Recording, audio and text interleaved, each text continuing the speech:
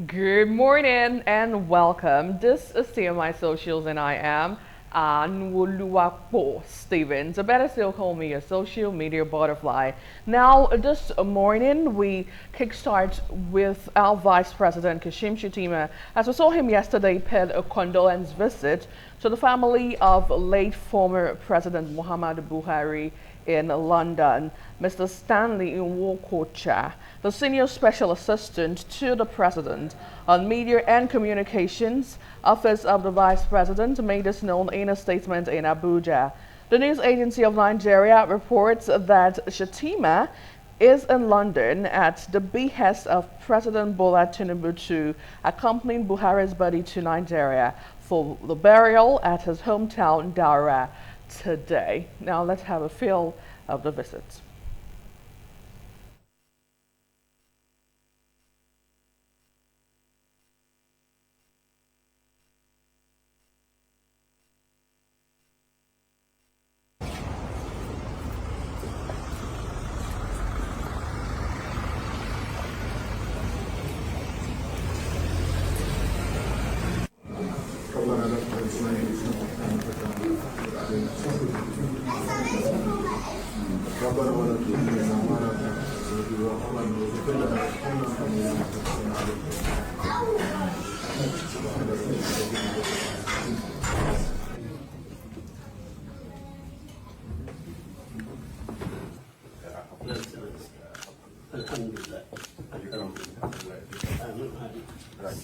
Hello.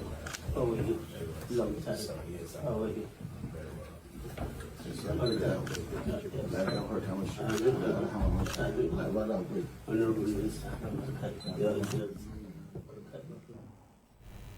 So we also meant to understand that the body is already on its way down here to Nigeria, Daura precisely Katsina State. And that means by noon or at noon today, the burial ceremony would be on. May his soul rest in peace. Amen. We'll move over to a couple of reactions on this story. Omali Chanwa says, this Buhari's death situation is honestly funny. You people are out here jubilating over the death of an 82-year-old man, shouting Kama. How is that Kama? The man literally lived a full life, reached 82, and probably experienced everything he wanted. What more was left? You are here acting like death is something we can all dodge, but serious. Some of you don't even know if you will make it to 82, yet you are busy celebrating someone else's end like it's some kind of justice. I am not saying he was a good president, but I don't see this as karma. Death is inevitable, not payback. Okay, so Buhari died at 82. Now, another user on Instagram still responding, this one says, London is now a state in Nigeria. Awesome. Well, if you understand where she's coming from, you'll be able to decode this one. Moving over to another reaction, this user wrote, always easier to point fingers. The late President Buhari may not have governed perfectly, but the truth is, many of you wouldn't have done any better, perhaps even worse. The real problem with Nigeria lies in the mindset of its citizens. The same people who complained 20 to 30 years ago have since had their turn, and they've performed even worse. Continue to rest in peace, old soldier.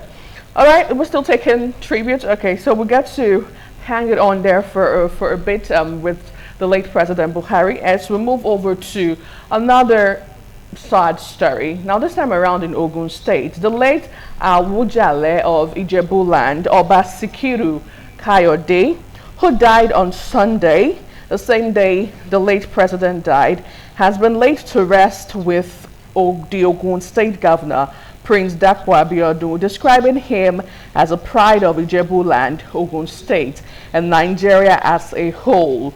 Oba Ade Tona was crowned as the Awujale of Ijebuland in 1960 and was the longest reigning monarch in the country. Now, speaking after the monarch was committed to Mother Earth at Ogbagba Court at Ijebu-Ode, the governor noted that the enormous development Oba Adetona brought to Ijebu land in his 65 years on the throne, saying he was an enduring candor of dignity of the Ijebu ancestral heritage. Let's have a feel of the event.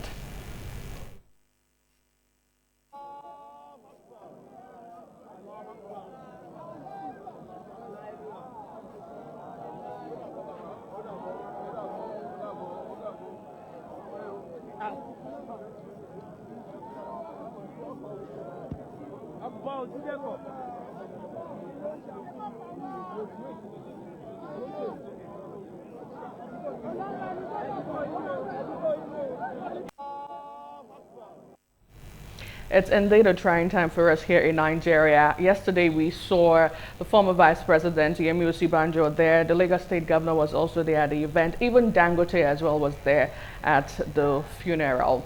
How did you take this online? Let's have two tributes on this story. Now this one says, a king tenure that is as old as a country's independence, the Jebus and the entire Gateway State. Eku afarada. Ami. Okay. Another user says, in life, Oba Adetona stood for reform, transparency, and Yoruba people. He redefined kingship with his intellect, modern instincts, and principled leadership.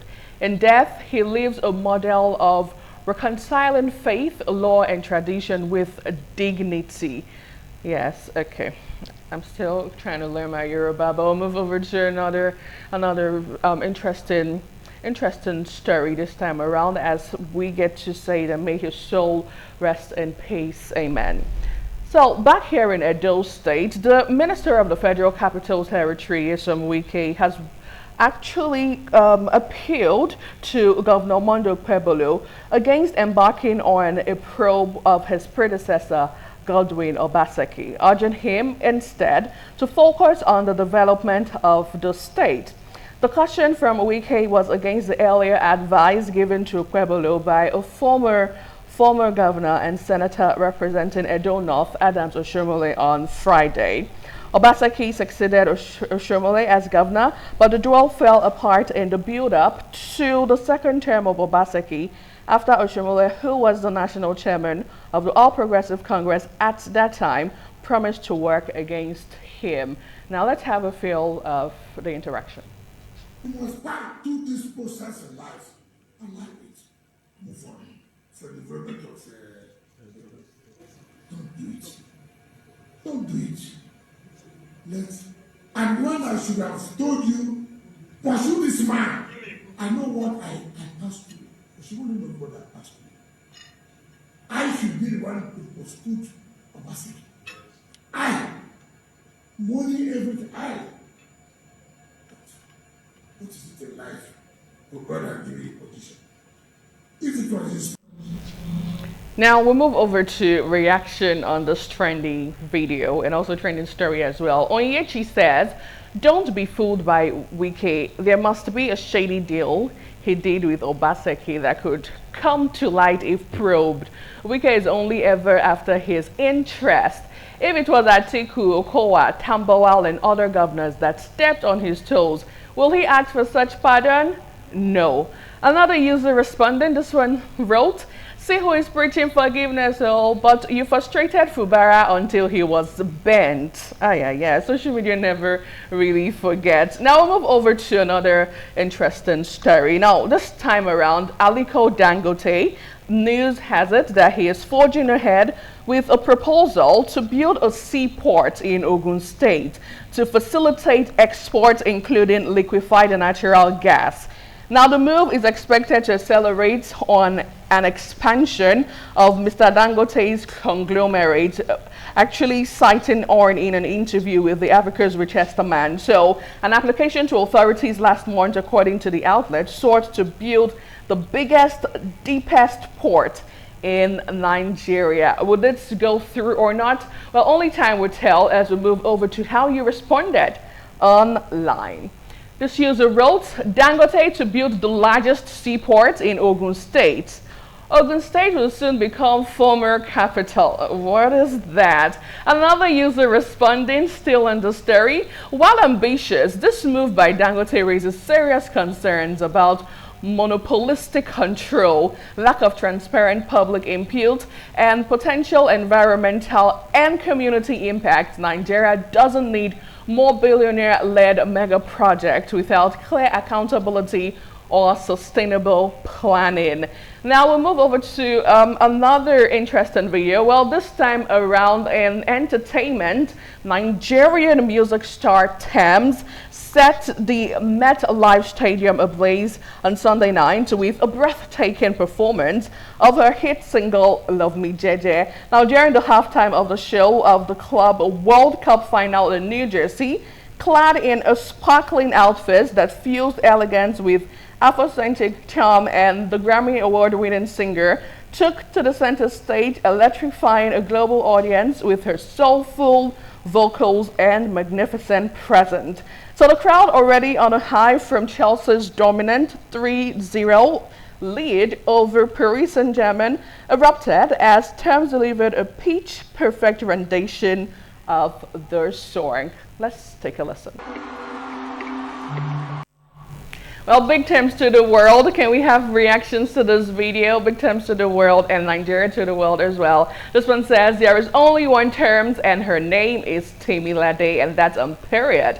Another user also on Instagram says an icon. And also big shout out to Chelsea or Blues. I think I'm going to move over to the Blues right now. Blues on the wonderful winning over the weekend. Now that's how we wrap up TMI socials today. I am Anuoluwapo Stevens, and from all of us on This Morning on ITV, do have yourself a blessed day ahead.